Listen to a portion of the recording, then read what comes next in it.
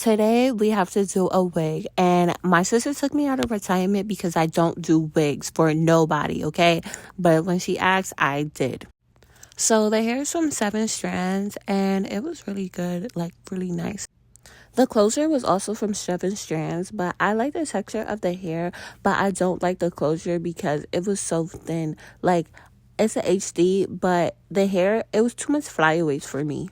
So when you're doing a wig, you have to put the closure right in the middle of the head and try to not like make it bumpy, because if you make it bumpy, your hair is going to come out bumpy.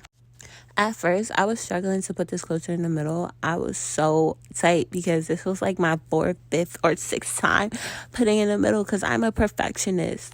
So at this point, I started to sew the closure down, and I'm going to give it a close up because you have to sew the closure on that brown piece that I'm sewing right there. And if you don't, if you're sewing on your hair, I feel like it's going to give you like very much too much lumps in the closure or in the wig. So that's how I sew it. I don't know. I'm not a professional though. Excuse my ashy hands though.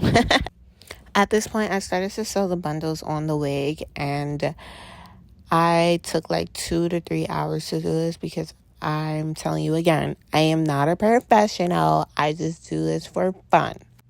And a fun fact about me, I don't know how to sew on a stand. I only know how to sew on my lap because I taught myself how to sew on my lap.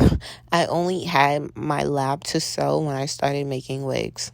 After I finished her wig, she did not want no videos, so I'm so sorry. But I'm going to take a video of my work, so stay for part 2. Mwah.